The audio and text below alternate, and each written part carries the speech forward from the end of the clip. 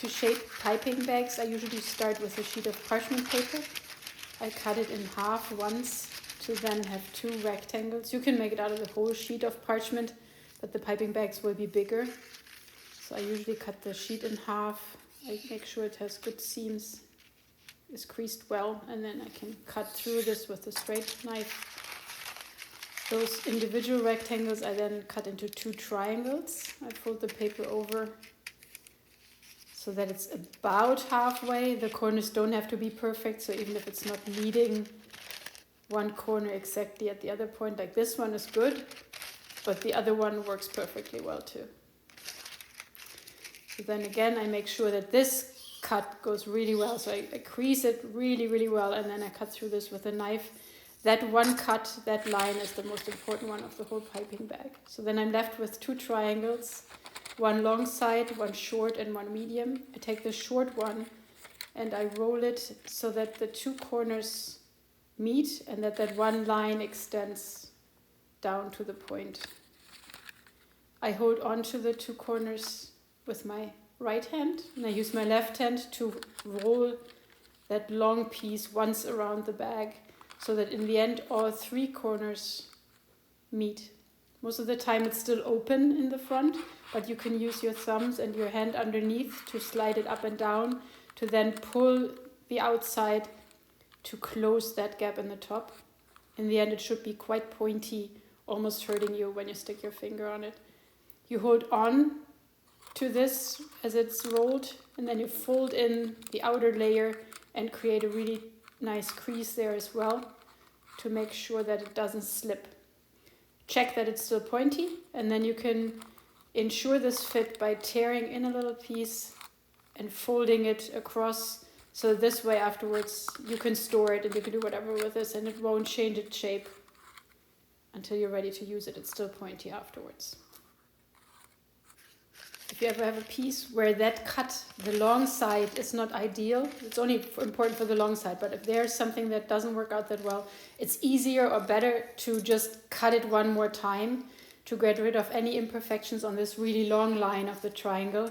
It's easier than to just use it and then having a whole piping bag that doesn't work in your favor. So rather just trim off any part that isn't that nice and then have a slightly smaller bag, instead of trying to make it work and then having a filled bag that you have to discard. You take the long side, hold on to it, wrap the short side so that the 2 points meet. Hold on with your right hand, wrap the long side around the whole bag with your left hand, and then use thumbs and the other fingers to slide it so that the top is really closed and pointy. Fold over the outer corner so that you can create a tight crease. Check the point, whether it's open or not, and then tear into it and fold one side over to just more or less staple it in place.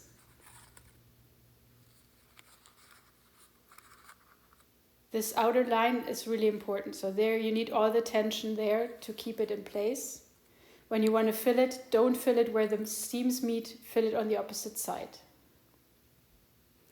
Usually a teaspoon worth of stuff is enough.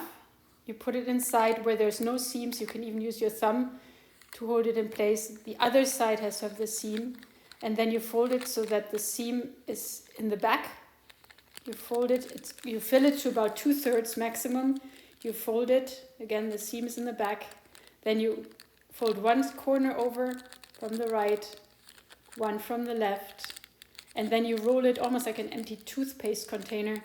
You fold it a little bit, and then one more time, and one more time, always making sure that the seam is on the outside so that you keep the tension there. So fold it with the seam on the outside, and then you can press it so that the filling extends all the way to the top. Your thumb will create the pressure, and you can use it like a pen. Your pointer will show you where the tip goes, so that this way it's easier to handle. And if you want to cut the top, it's usually better to use your finger as a guide, because if you cut like this, we all shiver, and then most likely your hole will be too big. So use your finger as a guide and then cut just a small amount. To pipe, again, you apply pressure with your thumb and you hold it almost like a pen. You can pipe dots or you can make sure that it holds onto the board but then lift it up to create wiggly lines.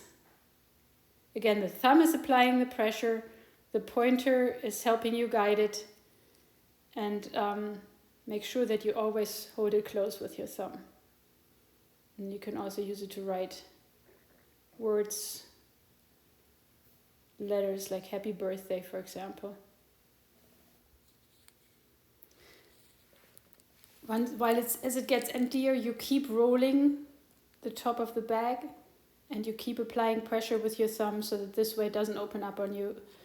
But the seam has to be on the outside to keep that tension.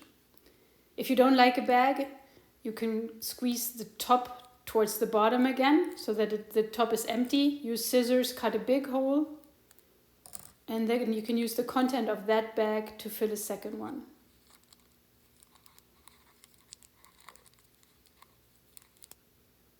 Once you have the contents in there, make sure you know where the seam is, turn that towards the back, fold over the top part, pushing down the filling a little bit, again not much higher than 2/3 of the bag. Fold over the corners and roll it up. Again, I compare it to a toothpaste, making sure that the seam is on the outside so that there's always tension on this outer layer. And then you can press it towards the front, use your fingers as a guide, and cut off the front to then start piping. If you want to store extra bags, you can just shove them into each other. Enjoy!